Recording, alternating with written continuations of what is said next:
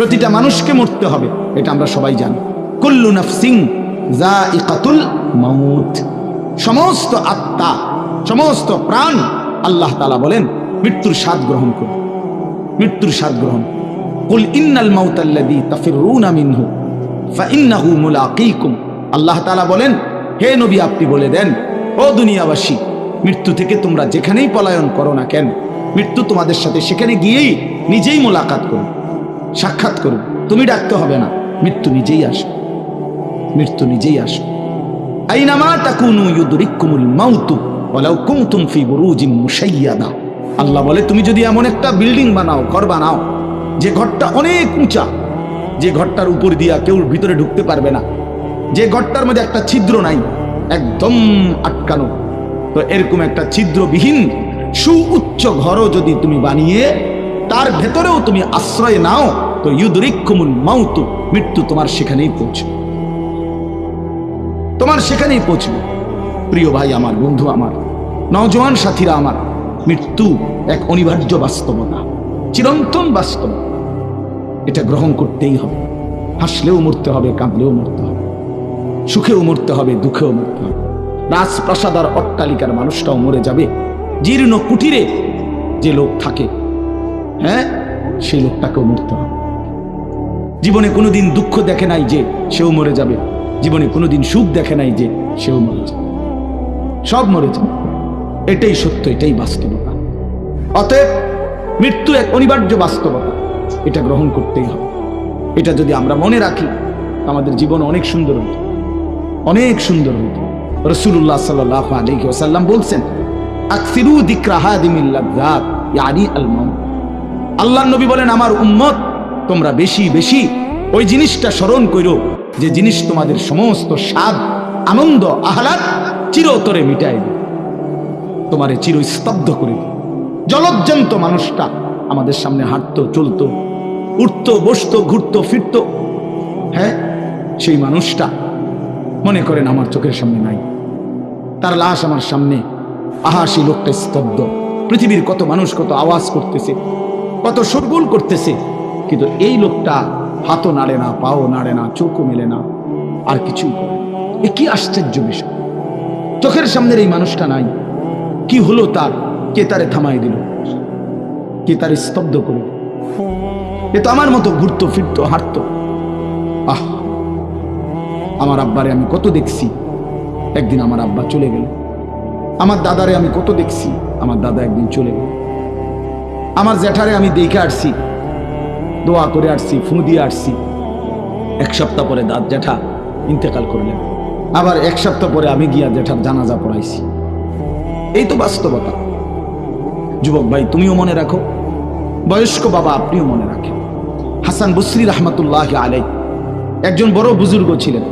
উনি বলতেন, তিনি যখন কোনো যুবককে দেখতেন আর বয়স্ক দেখতেন, তো তিনি যুবকদেরকে বলতেন, ইয়া মা'শারাশ শাবাব ইন্না যারআ কাদ তুদরিকুল আহাতু ক্বাবলা আন ইয়াবলুগা।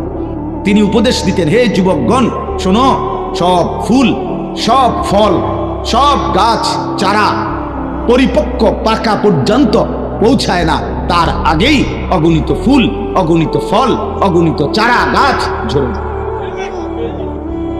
ঝরে। এটা উনি মনে করাইতেন মৃত্যুর কথা। উনি এটা বুঝাইতেন, যুবক তুমি দেখো, একটা আম গাছের মধ্যে যতগুলো মুকুল ধরছে ফুল, সবগুলো আম হয় না। যতগুলো আম ধরছিল ছোট ছোট, সবগুলো বড় পাকা পর্যন্ত যায় না, তার আগেই ঝরে যায়। ঝরেই যায় বেশি, থাইকা যায় অল্প। তার মানে যুবক, কিশোর, তরুণ এই বয়সেই মৃত্যু হয় বেশি, বৃদ্ধ পর্যন্ত পৌঁছে কম। পুরা বাড়িতে অনেক সময় এমন হয় একজনও বয়স্ক লোক নেই, একজনও নেই। আমার ঘর, আমার বাপ চাচাদের যে ঘর, সেখানে আপনার এখন আমার চাচাতো ভাই, জ্যাঠাতো ভাই, আমার ভাই বেরাদর সব মিলাইয়া আমাদের ছেলে পেলে ভাই ভাতিজা মিলে না হয়তো 60-70 জন আছি আমরা, কিন্তু আমাদের একজনও বয়স্ক লোক নাই। আমার দাদাও নাই, দাদিও নাই, জ্যাঠাও নাই, চাচাও নাই, আমার আব্বাও নাই, কেউ নেই। তাইলে কেন এমন হলো? তাহলে বোঝা গেল অধিকাংশই ঝরে যায়, কবরে চলে যায়, মৃত্যু হয়ে যায়। এই জন্য ধোঁকা না খাওয়া। আরেকটা হলো বয়স্ক লোককে দেখলে উনি বলতেন, হাসান বসরি রহমতুল্লাহ আলাইহি, ইয়া মাশারা শিয়ুখ, হে বৃদ্ধগণ। উনি তাদেরকে জিজ্ঞাসা করতেন যে মা ইউনতাজারু বিসসারআ ইযা বালাগা, যখন কোনো ফসল পাইকা যায় তখন আর বাকি থাকে কি? কি বাকি থাকে? কাটা। কথা বলে না, কি বাকি থাকে? ক্বালু আল হাসাদ, বা কাটাটা বাকি থাকে, পাইকা তো গেছে। তার মানে আপনারা পাইকা তো গেছেন, বয়স তো হয়েই গেছে, আর শুধু মৃত্যুটা বাকি, আর শুধু মৃত্যুটা বাকি। তাইলে যুবককে বলতেন, তুমি ভেবো না তুমি বৃদ্ধ হবা, কারণ অসংখ্য ফুল তো আগেই ঝরে যায়, অসংখ্য ফল তো আগেই ঝরে যায়, অসংখ্য গাছ তো আগেই ঝরে যায়। আবার বৃদ্ধকে বলতেন যে আপনার তো আর কিছুই বাকি নাই, আপনি তো পাইকেই গেছেন, এখন শুধু কাটা, কবর, মৃত্যু ছাড়া আর বাকিটা কি? তাহলে মৃত্যু ভুলে না যাওয়া, মউত ভুলে না যাওয়া। রাসূলুল্লাহ সাল্লাল্লাহু আলাইহি ওয়াসাল্লাম বলেন, কাফা বিল মাউতে ওয়াইজান। নবীজি বলেন, কোন মানুষ যদি মৃত্যুর কথা স্মরণ করে, তার ওয়াজের জন্য, নসিহতের জন্য এটাই যথেষ্ট, এটাই যথেষ্ট। আমরা কিতাবে পড়ছি, হযরত ওমর রাদিয়াল্লাহু তাআলা আনহু, এত বড় সাহাবী, উনি বলতেন, কুল্লা ইয়াউমিন ইউকালু মাতা ফুলান মাতা ফুলান ওয়ালা বুদ্দা মিন ইয়াউমিন ইউকালু মাতা ওমর। তিনি বলতেন, হায় শোনো, প্রতিদিন ঘোষণা হয় আজ অমুকের মৃত্যু হলো, অমুকের মৃত্যু হলো, অমুকের মৃত্যু হলো। অচিরেই একদিন ঘোষণা হবে আজ ওমরের মৃত্যু হলো, আজ ওমরের মৃত্যু হলো। উনি বলেন, এই ঘোষণা শুনবে খুব দ্রুত একদিন। এই জন্য বাপ, এই আমাদের ব্যক্তিগতভাবে প্রতিনিয়ত মৃত্যু হচ্ছে, ঠিক এভাবে আমরা তো মরছি, একদিন এই গোটা আলমের মৃত্যু হবে। এই গোটা সৃষ্টিটাই আল্লাহ তাআলা গুটায় ফেলবে। আচ্ছা, কি আশ্চর্য কথা, এটা কি অবাক করা। এক মিনিট যদি কেউ বিবেক দিয়া ভাবে, যারে বলে কি হুজুর, বলেন কি, এত বড় আসমান ভেঙে যাবে, এই সূর্য খসে পড়বে, চাঁদ খসে পড়বে। আল্লাহ তাআলা বলছে, ইযা সামাউন ফাতারাত, আসমান ভেঙে যাবে, ওয়া ইদাল কাওয়াকিবুন তাসারাত, তারকারাজি খসে খসে পড়বে, ইযা শামসু কুব্বিরাত ওয়া ইদাল কাওয়াকিবুন তাসারাত। আল্লাহ তাআলা বলছেন, সূর্যটা গুটায় ফেলা হবে, পাহাড়গুলো বালির মতো, তুলার মতো উঠতে থাকবে। ইদা রাজ্জাতিল আরদু রাজ্জা, এই জমিনের মাটিগুলো রেজা রেজা, পাউডার পাউডার হয়ে যাবে। ওয়া ইদাল বিহারু ফুজ্জিরাত, সমুদ্র, খাল, বিল, নদীর পানিগুলো সব টকবগে উতরাইয়া গরম হইয়া বাষ্পের মতো উড়ে যাবে। না কোথাও পানি থাকবে, না কোথাও গাছ থাকবে, না আসমান থাকবে, না জমিন থাকবে, কিছু না। আচ্ছা, এটা কেমন কথা, এটা কেমন আশ্চর্য বিষয়। এই গোটা আলমের মৃত্যু হবে। আল্লাহ তাআলা কোরআনুল কারীমে বিশ্বাস করেন, অসংখ্যবার এই কথা এটা বলছে, এটা হবেই হবে। ইদা ওয়াকাতিল ওয়াকিআ, আল্লাহ বলেন এই ঘটনাটা ঘটবে। লাইসা লিওয়াকাতিহা কাযিবা, এই ঘটনা মিথ্যা মনে করার মতো কেহ নাই। যেদিন ঘটে যাবে তখন আর কারো কোনো মিথ্যাবাদী আর থাকবে না, অর্থাৎ কেউ আর অস্বীকার করার সুযোগ হবে না চোখের সামনে। ওয়াতাদাউ কুল্লু যাতি হামলিন হামলাহা, এবং আল্লাহ তাআলা বলেন, যে মায়ের পেটের বাচ্চা 10 মাস পূর্ণ হয়ে গেছে, আগামী 2 ঘন্টা 5 ঘন্টা পরে বাচ্চাটা এমনিতেই প্রসব হইতো। আল্লাহ তাআলা বলেন, ইসরাফিলের ফু দিলে জমিন যখন কাঁপতে শুরু করবে, তো এই গর্ভধারিণী মা, গর্ভবতী নারী পাগলের মতো এভাবে ছুটবে, দৌড়বে, নিজের গর্ভের বাচ্চা নিজে নিজেই পড়বে।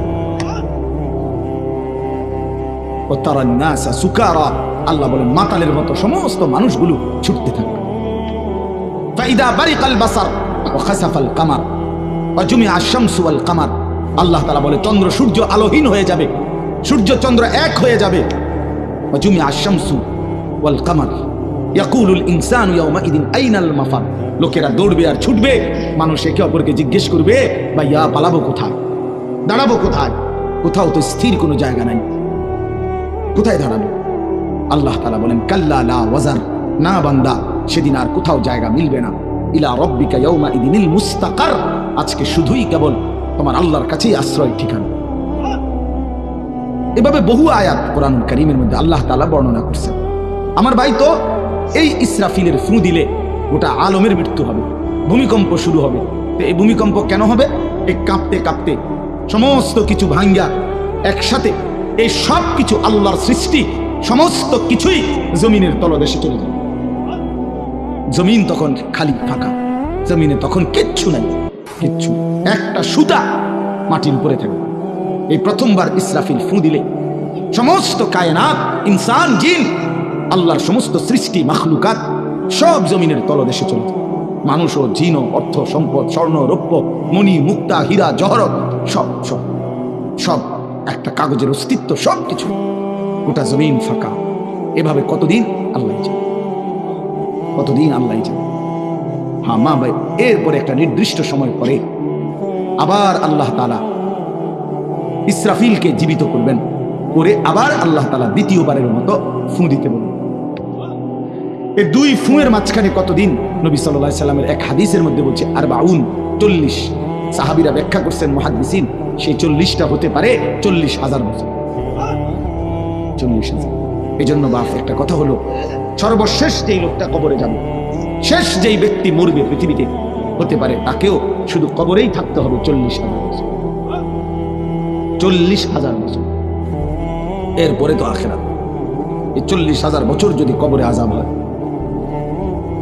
40,000 বছর যদি কবরে আযাব হয় ভাই, তখন কি হবে?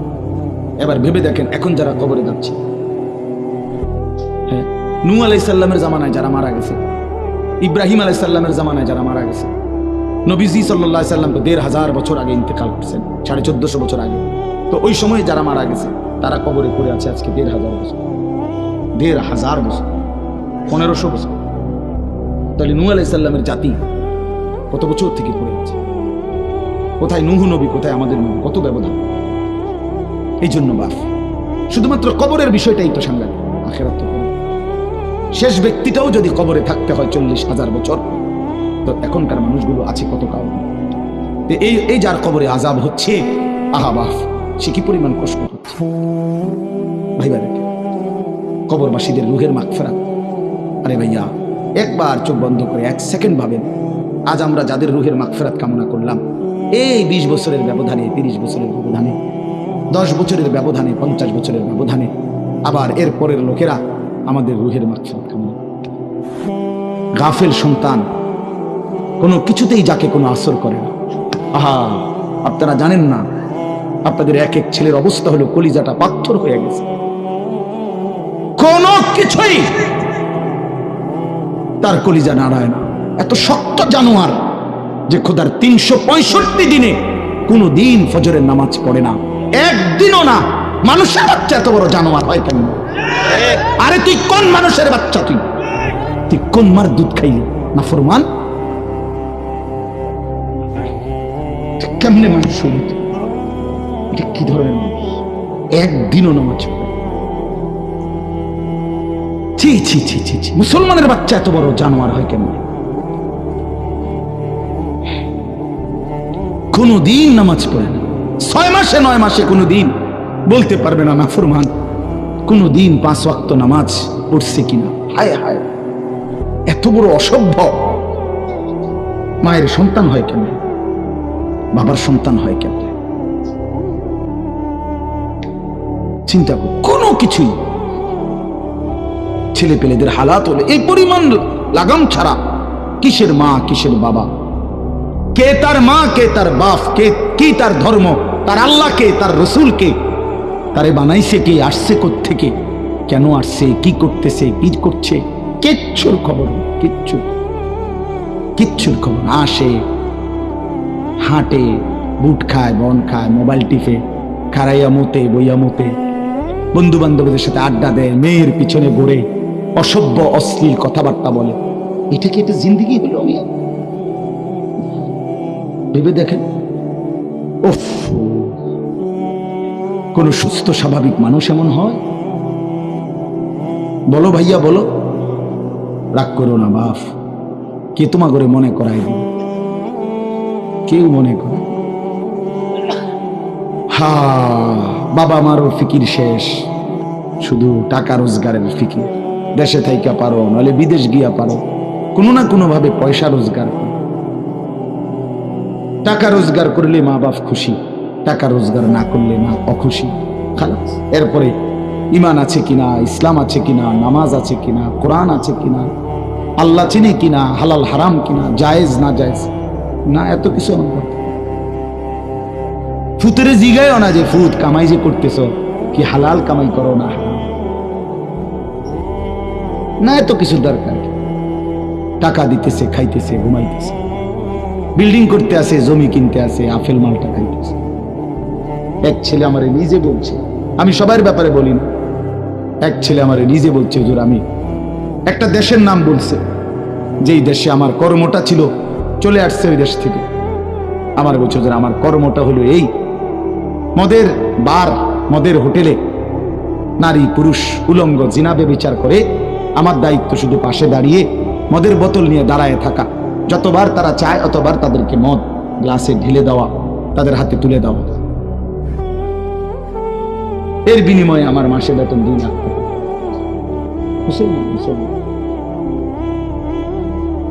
মুসলমানের সন্তান, বাংলাদেশের সন্তান। তো এই টাকা যখন বাবা খাচ্ছেন, বিল্ডিং করতেছে, কোনো টেনশন নাই। আমি আবার বলছি, আমি সবার জন্য বলি না, ওই বলছে দিকে ওরটা কইছি, কথা বুঝছেন? আমি তো নাম ঠিকানা বলি না। জমিনের তলদেশের সবকিছু জমিনের উপরে উঠে আসবে। এই উঠে আসলেই এটা হাসরের মাঠ।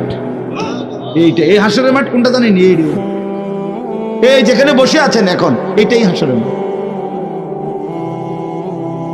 এই জমিনের উপরেই হাসরের মাঠ। বাকি শুধু আল্লাহ কোরআন বলছে ইদাল আরদু মুদ্দাত, আমি আল্লাহ জমিনটাকে টেনে আরো লম্বা করে দেব, আরো বড় করে দেবো আর কি, প্রশস্ত করে দেবো। কারণ ওই যে পিসের মানুষ খারাপ লাগবে না, মানুষ তো দাঁড়াই বসেই আদম আলাইহিস সালাম থেকে নিয়া, মানুষ বেশি না, মানুষ গরু ছাগল হাঁস মুরগা জিন ভূত সব খারাপ না, সব দাঁড়াবে। এই জন্য আল্লাহ তাআলা বলেন জমিন আমি প্রশস্ত টেনে দিব, লম্বা করে দিব, এতটুকু। বাকি এটাই হাসরের মাঠ, এটাই হাসরের মাঠ। এই কথাটাই এখানে আল্লাহ তাআলা উল্লেখ করছেন। ইদা জুলজিলাতিল আরদু জিলজালাহা, যখন দ্বিতীয়বারের মতো ইসরাফিলের ফু দিলে জমিনের ভূমিকম্প শুরু হবে। ওয়া আখরাজাতিল আরদু আসকালাহা, আল্লাহ তাআলা বলেন তখন জমিন তার তলদেশে যা ছিল সমস্ত জমিনের তলদেশে, এগুলো এতদিন জমিনের বোঝা ছিল, বোঝা মানে মাটির নিচে, এগুলো সে মনে যেন ফুজা কান্দে লইছে। এবার ওয়া আখরাজাতিল আরদু আসকালাহা, জমিন তার বোঝা মানে জমিনের তলদেশে যা ছিল সে এবার তা জমিনের উপরে উঠায় নি, উপরে উঠায়। এরপরে আশ্চর্য কথা শুনেন, এরপরের কথাটার জন্য রাসূলুল্লাহ সাল্লাল্লাহু আলাইহি সাল্লাম হাদিসে বলছেন, এই ভাই শুনেন, ছেলেরা তোমরাও শোনো। নবী সাল্লাল্লাহু আলাইহি সাল্লাম বলেন এই জমিনের তলদেশ থেকে যখন সবকিছু উপরে উঠে আসবে, তখন অর্থ সম্পদ, হীরা জহরত, মণি মুক্তা, স্বর্ণ রৌপ্য, এগুলো স্তূপ আকারে উঠে আসবে জমিনের উপরে, মানে হাসরের মাঠে। তো নবীজি একেবারে স্পষ্ট হাদিস, নবীজি সাল্লাল্লাহু আলাইহি সাল্লাম বলেন তখন এই স্বর্ণ রৌপ্য, টাকা পয়সা, হীরা জহরত, এগুলো এই অর্থ সম্পদগুলো আল্লাহর কুদরতে কথা বলবে। স্বর্ণের টুকরা কথা বলবে, কথা বলবে, রৌপ্যের টুকরা কথা বলবে, এগুলো কথা বলবে। কথা কি বলবে? এগুলো তখন ওই নাফরমান মানুষগুলোকে ডাক দিবে, ডাক দিবে, আইয়ুহাস সারিক, হে চোর, এদিকে এই সম্পদের জন্য চুরি করেছিলে, আজ যা দরকার নেও। আইয়ুহাল কাতি', হে ডাকাত, এদিকে এদিকে আসো, এই সম্পদের জন্য ডাকাতি করছিল, আজ নেও। হে আত্মীয়তার, আইয়ুহাল কাতি', আত্মীয়তার সম্পর্ক ছিন্নকারী ব্যক্তি, আসো। এই জন্য ভাইয়ের সাথে যুদ্ধ করছো, বোনের সম্পদ নষ্ট করছো, চাচারে সম্পত্তি দাও নাই, এই জন্য, এই দুনিয়ার জন্য নেও, এখন না, এখন যা লাগে নেও। এইভাবে প্রত্যেক নাফরমান পাপীকে, হে হারামখোর সুদ করে দিগা, এখানে টাকা যা লাগে নে, নে বাটপার, এখান থেকে টাকা নে, কি পরিমাণ টাকা দরকার ছিল নে। এইভাবে রাসূলুল্লাহ সাল্লাল্লাহু আলাইহি সাল্লাম বলেন দুনিয়ার এই সম্পদগুলো কথা বলবে আর ডাকবে। ডাকলে মানুষ, আচ্ছা এটা তখন কেরম লাগবো? কথা বোঝেন নাই? এটি যখন কথা বলবে, ডাকাডাকি করবে, মানুষ কি বলবে? লোকেরা তো সবাই দাঁড়াইছে, মানুষও তো দাঁড়াইছে, তারাই তো ডাকতেছে, তো তারা কি বলবে? ওয়াকালাল ইনসানু মা লাহা, আল্লাহ নিজেই বলতেছে, লোকেরা তখন মানুষগুলো বলবে মা লাহা, এটা কি হলো? আরে এটা কি কারবার? এগুলো কথা বলে কেমনে? এগুলো কি কয়? এরা আমার চিনল কেমনে? আমি যে সিটার, আমি বাটফারে চিন্তা লাগলো ইন্নারিল্লাহ, একটা পুরা ধরা অনবিচার আসার কিছুই শুরু হয়েছে না, এখনই বেজ্জুতি, বাকিটা তো অবস্থা খারাপ। মানে অর্থাৎ মানুষগুলো অবাক হয়ে বলবে মা লাহা, কি হলো জমিনে, কি হলো এগুলোর? এরা এমন করছে কেন? এরা কথা বলছে কেন? আল্লাহ বলেন ইয়াউমাইদিন তুহাদ্দিসু আখবারাহা, আল্লাহ তাআলা বলেন বান্দা হে কি দেখছো হবে? এই মাত্র দেখলা স্বর্ণরূপ্য টাকা পয়সা কথা বলে, এখনো না দেখবা আসল খেলাটা? ইয়াউমাইদিন তুহাদ্দিসু আখবারাহা, আল্লাহ বলেন এখন দেখবা সরাসরি এই হাসরের মাঠে তোমার সামনে, তোমার পায়ের নিচের জমিন, তোমার পুরা জিন্দেগির কথা, তোমার যত তথ্য, ভালো কিংবা মন্দ, নেক কিংবা গুনাহ, তোমার সমস্ত কিছু রাতের কিংবা দিনের, একাকী কিংবা প্রকাশ্যের, গোপন কিংবা আড়ালের, আল্লাহর কসম জমিন সবটা এখন তোমার সামনে বলে দিবে। ইয়াউমাইদিন তুহাদ্দিসু আখবারাহা, রব্বুল আলামিন বলেন জমিন সবটা কথা বলে দিবে, ভালোটাও মন্দটাও, আলোটাও অন্ধকারটাও, একাকীও অন্ধকারেও, প্রকাশ্যেও সবার মাঝেও সব বলে দিবে। মজার বিষয় হলো রাসূলুল্লাহ সাল্লাল্লাহু আলাইহি সাল্লাম হাদিসে স্পষ্ট বলেছেন, বিশ্বাস করেন একেবারে বিশুদ্ধ হাদিস, আল্লাহ তাআলা তার দুইটা চোখ নিয়ে গেছে। নবীজি বলছেন সে যদি সবর করে আল্লাহর হুকুমের উপরে চলতে পারে, রাসূলুল্লাহ সাল্লাল্লাহু আলাইহি সাল্লাম বলেন আল্লাহ তাআলা তাকে এই দুইটা চোখ নিয়ে যাওয়ার কারণে, অন্ধ বানানোর কারণে সে যে সবর করলো, আল্লাহ রাসূল বলছেন আল্লাহ তাআলা নিশ্চিত তাকে জান্নাত দান করবে। এজন্য তুমি ভাই সবর করো, মালিকের এই দুনিয়া দেখতে পারলা না তো অপেক্ষা করো, একদিন জান্নাত দেখবা, জান্নাতের হুর দেখবা, তো আরো মজা হবে যে আমি প্রথমেই জান্নাতি দেখলাম, জান্নাতি দেখলাম। যা মালিক দুনিয়া দেখলাম না তোমার, তুমি আমারে জান্নাত দেখাই। আল্লাহ তৌফিক দান করুন। ইয়াউমাইদিন ইয়াসদুরুন নাসু আশতাতান লিয়ুরাউ আমালাহুম, আল্লাহ বলেন তখন দলে দলে ফেরেশতারা মানুষগুলোকে লাইনবদ্ধ সারিবদ্ধ করে দলে দলে বানাবে। লোকেরা পরস্পর, প্রত্যেকটা মানুষকে ফেরেশতারা আলাদা আলাদা গ্রুপ বানিয়ে দেবে হাসরের ময়দানে। তখন প্রত্যেকে এই গ্রুপে গ্রুপে দলে দলে লিয়ুরাউ আমালাহুম, নিজেদের আমল নামা, নিজেদের আমল দেখবার জন্য সামনে এগিয়ে যাবে। অর্থাৎ প্রত্যেককে তারা আমল নামা দেখবার জন্য, দেওয়ার জন্য নির্দিষ্ট জায়গায় নিয়ে আসবে। নেওয়ার পরে সেখানে প্রত্যেকের ফাইল, প্রত্যেকের খাতা, আমল নামা তার হাতে তুলে দেওয়া হবে। দিলেই সে দেখবে। আল্লাহ বলতেছেন ফামান ইয়ামাল মিসকালা যাররাতিন খায়রান ইয়ারা, এক বিন্দু, এক অণু পরিমাণ, পরমাণু পরিমাণ, সামান্য থেকে সামান্য পরিমাণও নেকি, কল্যাণ, তাও তুমি দেখতে পাবা। ওমান ইয়ামাল মিসকালা যাররাতিন শাররান ইয়ারা, বিন্দু থেকে বিন্দু মন্দ যা করেছিলে তাও তুমি দেখতে পাবে। এক জাররা, মূলত জাররা বলে তাফসীরের মধ্যে লিখছে লা ওয়াজনা লাহু লা জিনাতা লাহা, যেটার কোনো ওজন হয় না, এত সামান্য, এত সামান্য, ওজন নাই, মানে 100 গ্রামও না, 10 গ্রামও না, 1 গ্রামও না, আধা গ্রামও না, এত সামান্য, এটার কোনো ওজন নাই, ওজন আসে না আর কি, ওজনে হয় না, এরে বলে জাররা।